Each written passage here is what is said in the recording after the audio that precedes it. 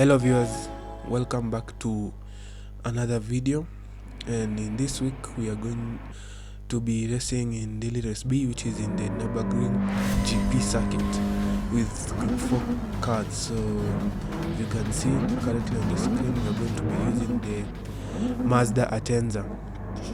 So this Daily Race B is one of the hardest Daily Race Bs we've had so far. And it's ironic because this week I've actually performed really well in this race. And if you look at my stats, this car that I'm using now, the Mazda Atenza, is one of my highest performing cars.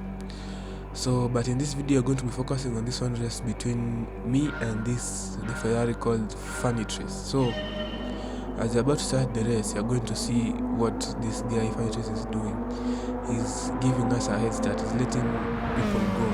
I think he dropped down to around P10 or something. I'm not sure, but he wasn't last. You see him back over there. So Papopen tries to send it down the inside on the first corner, but switch back on the outside, and we get back to the one. So the thing is with this Funny Trace, I think that's how you pronounce that name. He's very fast. So he gives us a head start, and then he tries to catch back up and try to take back P1. But in this scenario, I knew that he is very fast, and I knew that was what he was going to do, because this isn't our first race with him. I think on Sunday I'll post another video which you will see. We did a couple of races, we failed a lot, and we succeeded a few times, but it was enough for us to get back to Syrup. Anyway, that is a video for Sunday. You will see when I post that one. But as you can see on lap 1, I'm currently leading the race, and the thing is my lap times are very slow, and now when I look back I'm seeing it's because I'm braking earlier than where I should be braking, because this car is it's very hard to drive. I hate it. I don't like the way it handles, and you need to be very good with it. It's not just straight braking, but even the way you hit the brakes, the way you come out off the brakes, and your steering input. You need to be very good at managing that. So over that curb and over this other curb. That curb, the second curb there on that chicane, I'm supposed to hit that bollard. But you can see because I'm driving very conservative, basically I'm leaving time on the board. So, and that's just because I was focusing on being consistent. So you can see behind there, Fanatrix. I think we're going to take the camera, focus on him. Now he's starting to make his way through the park. I think this is just because he's so fast, he just wants to challenge himself. You can see now double overtake on that corner. Although that ghost feature saved him, and it's going to save him again in this other corner over here. So you can see tries to go on the outside, can't go on the outside over there. Switches back on him. You see that there, he was about to hit him, but the ghost feature saved him over there.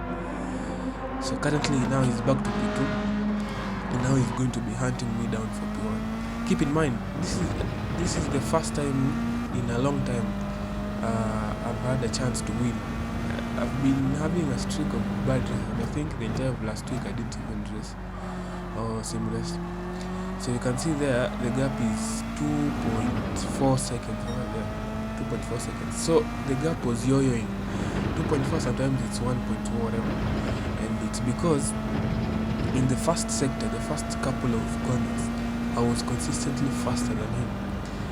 And then in this remaining part here now, this last few corners here, he was consistently faster than me. And overall, if you look at it in general, the time he was gaining through these corners was more than the time he was losing in the first couple of corners. So he was getting closer and closer and closer.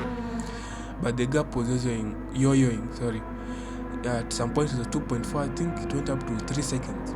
You can see visually the gap over there. And at some point it was 1.1. So we are going to skip ahead to a couple of laps later, because that's just how it was going back and forth. So you can see we're in lap 4, and you're going to see the amount of time I'm going to gain here. So 2.1 ahead in the first sector. I'll call it the first sector. You can see 2.2 ahead, 2.1 again, 2.0, 1.9, 1.9, 2. You can see already fastest first sector over there, the best time yet. So purple first sector. And then we come to this other corner. So this first corner is not bad. This one you can make mistake and you can recover it. The next corner that is coming, if you miss your braking point and you don't get a good exit, like here, and you don't get a good exit, you suffer all the way till the next braking point, because over here all the way to that braking point is flat. So you can see I was braking a little bit early, just in case. So because I don't want to make a mistake, I don't want to compromise my entire run, so that I can get a good exit. And also this corner, I was braking too early over there, because I haven't learned this part of the track very well. So you can see the gap was 2 point something seconds. Now it has come back to 1.2, and that just those couple of corners towards the end of the lap, and that's why he was gaining time. So you can see visually he's catching, and at this point I'm starting to feel the pressure. And also I think he's on controller, because if you look at his input, it's very jerky. I don't know if he's on controller, but if he is, then that is very, very impressive. Anyway, now we are on to the final lap, and you can see my lap times over there: 2084, 2082, 2085. Not very fast lap times, but very consistent. And that was my aim when I started racing this week. And in this track, because I wasn't that fast, I just gave up, and I said, I'll just focus on not making mistakes, and it will be better than being fast and then risking a lockup or missing a braking point. And yeah, so you can see this fanatic guy, he's very fast. His fastest lap was a 2:76, but again I go purple in the first sector. He's very fast, but he makes a lot more mistakes than me. You can see on that previous corner he was very wide, which then gives me breathing room up ahead.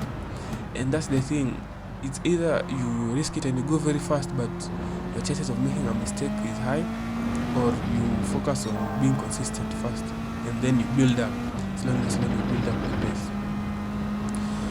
So currently I'm improving. That best time, by the way, is compared to mine, not his. I think 2076 is 4 tenths faster than my fastest lap. Yeah, and then now we come to this corner here. Now this is the part where he was catching very, very fast, and you're going to see, I think I was very, very braking very early over there. And now you can see the gap has decreased dramatically. But this is the final lap. All I have to do is nail the final braking point, make sure I don't overcook the chicane so that I don't get a penalty over that one, over that other curb. And him behind me, he's pushing, so the gap has dropped, but you can see he has a penalty, half a second penalty, because he pushed too hard and he went over the track limits. So we are going to cross the line, and we are going to secure our first win in a very long time. And on this track, which is very difficult, I'm very happy with the performance. But now you see what he's going to do. You see, he's reversing. I don't know why. It's crazy. But yeah, like the video, subscribe, and see you on Shenanigans.